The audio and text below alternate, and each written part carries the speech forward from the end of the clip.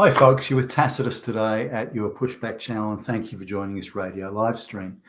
In this essay, I'd like to talk about the amount of migrants that are coming to the West, the once all white countries, that is flooding in and being invited in, assisted in, paid to come in a diabolical sort of arrangement between people smugglers, NGOs, the UN, and the globalist controlled governments to bring millions of these third world peasants into the West.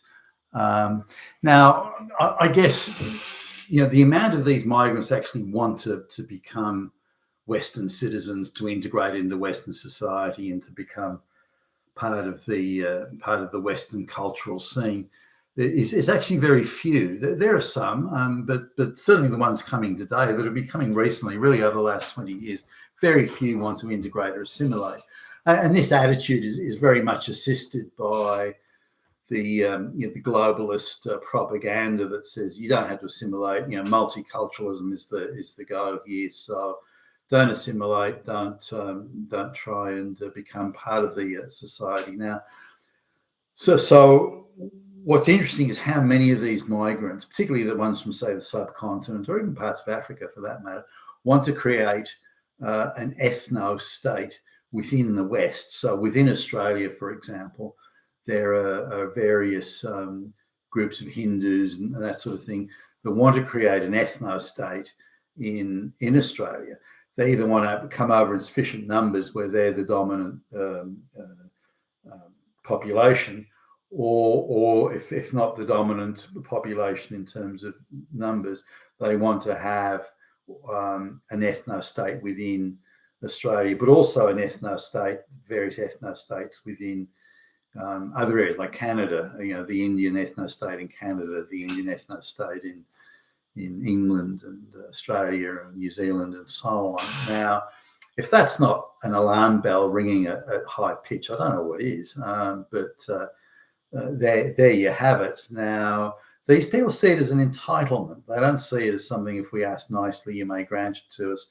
They perceive they've come and they've come almost as conquerors, if not conquerors in the military sense, certainly in the spiritual and moral sense of the word. They see themselves as conquerors, and particularly the Brahmins that see themselves at the running the world and being at the Socratic apex, as they would see it. So now you'll notice the amount of riots that occur all over the Western world between Islamic people like Pakistan, Bangladesh, the Islamic folks, and the Hindus from southern India, between the Sikhs and the Hindus, between the Sikhs and the Islamists, and so on. So all these groups, and again, various African groups and the like. So they're having riots, and the police have a very kid gloves attitude to that. So if white people have a problem with coronavirus lockdowns, then out comes the batons, out comes the rubber bullets. People are beaten and punched up, arbitrarily arrested, thrown on the ground, put in handcuffs. That's tough. Those downright fucking fascist Nazis opposing the globalization thing, we're going to fucking crush them. But when it's people having riots on the streets about, there's one recently in Australia, Sikhs were rioting because they wanted an ethno home state in India, in like the Punjab region. So why they'd be parading and protesting and rioting in Australia is quite beyond me. I mean, if you feel so strongly about it, go back to the Sikh, go back to your town or your village or whatever in India and have it. Why come all this way and still be rioting and having the same dramas? Haven't you come to the West to get away from that sort of religious violence and rioting? And when they have these riots in India, hundreds of people get killed. Now, when the other Indians, like the Hindus, heard about this, they then had a counter demonstration, and it turned violent, and there was a punch up and this sort of thing. So police did intervene at that point and pepper sprayed some people, but I think 2 people were arrested. Now, given the numbers involved and the the sort of magnitude of the fracas, you'd think that the police would have been a little bit more heavy-handed, but instead they seem really hands-off. The same goes in England when the riots between the Islamic folks and the Hindus in mid-northern England. The police took a very hands-off view to this. Instead of going in and arresting them and dispersing the crowd with tear gas or pepper spray or pulling out the batons and hitting them.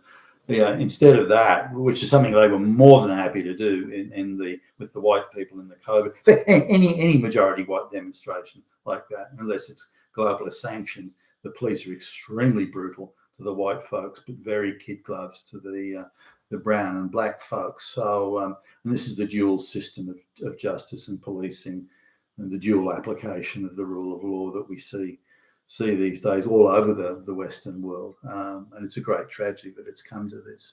So this is, but there's a lot of talk about, the Sikhs and the Hindus, all these people they regularly quoted on news channels. The news was very muted, I thought, on this one. If this had been a white demonstration, it would have been screaming headline news internationally. But instead, it was quite local and all over in a couple of days.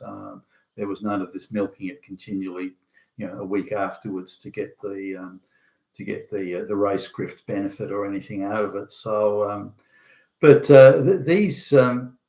these people are quite adamant. They've only come to the West for the money and the jobs. They're not here for any other reason. They don't want to integrate. They want to send back to the village of their ancestors for brides. They have no intention of integrating. And all of them say, if conditions improved in their own country, they would go back there straight away. So what's the problem in your own country? Well, there are too many riots. It's dirty. It's corrupt. There just aren't the economic opportunities. The infrastructure doesn't work. The public services are crap. Everyone's on the take. A terrible place to bring up your kids, and so on and so forth. So, okay, well, it's a terrible place, all right? So that's why you've come to the West. But the West is an even more terrible place spiritually and morally and so on. And so they don't want to stay here. They don't want to have any part of the West. All they want is the money and the jobs. So they're taking jobs away from people that do want to be here, that do want to make a commitment to this society and its future and its and so on, and its culture.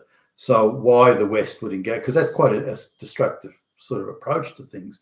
These people are deliberately they're not their fault. They're being waved in by the globalists. But the sort of knock-on effect of this is that you have more and more people here not only don't care about our culture, the West, that is, the Western culture and so on, but they are actively opposed to it. They believe it to be morally and spiritually bankrupt.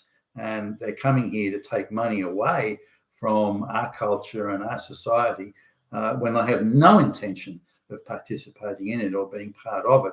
Yet they'll scream racism at the first opportunity if they don't get what they want and get the handouts. So they come to the West with this huge entitlement, including the ability or this need they have to riot based on home issues that they're not prepared to stay and fight on their home ground. So I think this is a huge loss for the West, and is coming at great cost to our society and to our culture.